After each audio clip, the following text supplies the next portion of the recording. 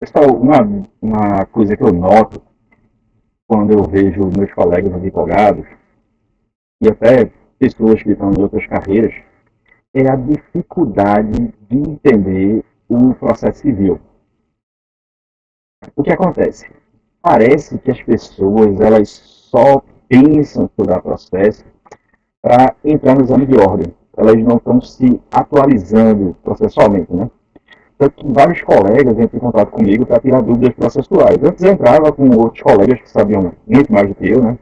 Tenho excelentes exemplos de colegas que estão há mais tempo, principalmente em questões aí mais complexas, que envolvem alguns detalhes, mas eu noto que é o seguinte, não é aquele processo avançado em tribunais, muitas vezes são questões simples do próprio andamento do processo, de como é que se desenvolve o processo tem início, meio, fim, tem as fases, então as pessoas simplesmente fazem a petição inicial, protocolam e não têm a mínima ideia de quais são os passos do processo. Então, o que é que eu recomendo para as pessoas, né? Sempre que possível, ter um código de processo civil de cabeceira. Né? Que pode ser um, um vademecum especializado na área que você trabalhar. Eu mesmo sempre ando com o meu vademecum, não está aqui exatamente, está em outro cômodo aqui de casa, mas eu sempre levo junto comigo na minha pasta e decoro aqueles artigos específicos, né? Por exemplo, o artigo de produção de provas, já vou lá, certinho lá para o artigo. Sentença, quando o processo é extinto com ou sem resolução do mérito, você tem que decorar aqueles artigos-chave, porque quando você tiver dúvida, você vai direto para eles. Então, uma recomendação que eu dou, sempre que possível, tenha um código de cabeceira, decore aqueles artigos aqui, vão se repetir. Você não vai ter um processo só, você vai ter vários.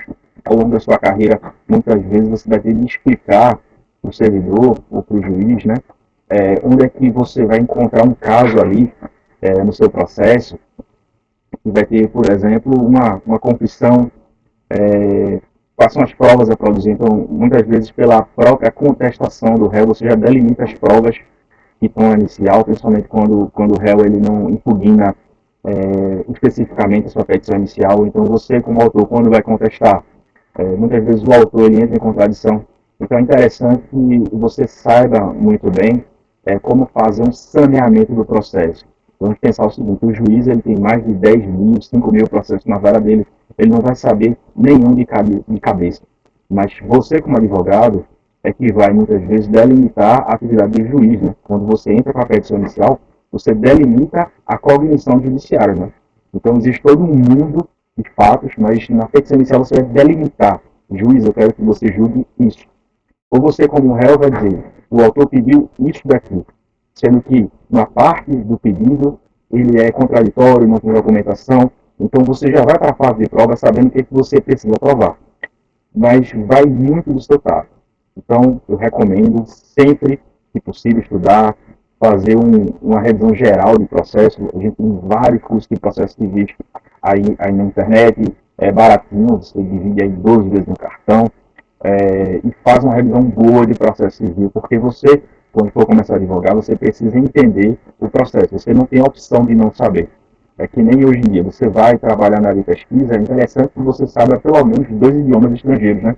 Então a gente sabe português, então você vai ter interessante saber espanhol e pelo menos inglês, né?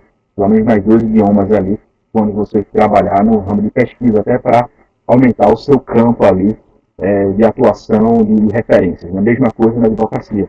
Você tem que saber bem o processo civil, porque você vai viver disso. Beleza? Então, pessoal, um abraço. Até a próxima.